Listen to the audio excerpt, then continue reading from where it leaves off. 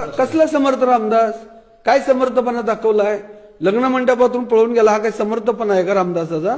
रामदास हा जातीवादी व्यक्ती होता, वर्णव्यवस्थेचा समर्थक होता, दलिताबद्दल अत्यंत वाईट आणि आक्षेपार्ह रामदासांनी दासबोधामध्ये लिहिलेला आहे. आणि हा रामदास कधी संत नव्हता, हा महाराष्ट्रातला जंत आहे. म्हणून वारकरी संप्रदायामध्ये रामदासाला स्थान नाही. वारकरी संप्रदाय समता सांगतो, स्त्रियांचा आदर सांगतो, बुद्धिप्रामाण्यवाद सांगतो. रामदासाला बुद्धिप्रामाण्यवादी मान्य नाही, रामदासाला स्त्रियांचा सन्मान मान्य नाही, रामदासाला समता मान्य नाही. पूर्ण वारकरी संप्रदायाच्या विरोधातले विचार रामदासाचे होते. त्यामुळे रामदास हा वारकरी संप्रदायामध्ये कधीही मान्यता नसलेला हा रामदासी ब्राह्मणी व्यवस्थेचा समर्थक आहे. आणि हा रामदास म्हणजे महाराष्ट्राच्या समाजकारणातला जंत आहे, संत नव्हे. पोटामधला जंत हा शरीरासाठी अपायकारक असतो, तसं महाराष्ट्राच्या सामाजिक सांस्कृतिक वातावरणासाठी रामदास हा अपायकारक आहे.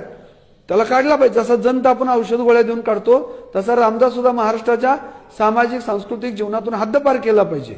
मुळात शिवचरित्राची महत्वाची जी संदर्भ साधना आहेत, त्या कोणत्याही संदर्भ साधनामध्ये रामदास आणि दादूजी कोंडदेव यांचा साधा नामोल्लेख देखील नाही.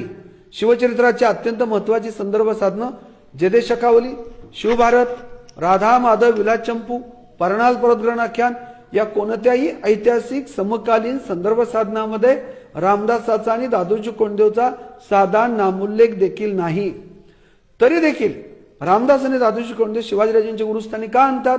कारण ते दोघे ब्राह्मण आहेत. ब्राह्मण गुरु होते म्हणून शिवाजी मोठे झाले, अन्यथा जमलं नसतं. शिवरायांच्या वैश्विक कार्याचं श्रेय सनातनी व्यवस्थेकडे जावं आणि इथल्या कष्टकरी, श्रमकरी, शेतकरी, बहुजन समाजाला गुलाम बनवता यावं, यासाठी जाणीवपूर्वक रामदास आणि दादूजी कोंडदेव गुरुस्थानी आणलेले आहेत. महत्वाचे इतिहास अभ्यासक विशेषतः कृष्णाजी अर्जुन केळुसकर, सेतू माधव पगडी, वासी बेंद्रे, त्र्यंबक शंकर शेजवलकर, डॉक्टर जयसिंगराव पवार, चंद्रशेखर शिखरे या सगळ्या इतिहास अभ्यासकांनी रामदास आणि दादूजी कोंडदेव गुरु, मार्गदर्शक, शिक्षक नव्हते हे सिद्ध केलेलं आहे.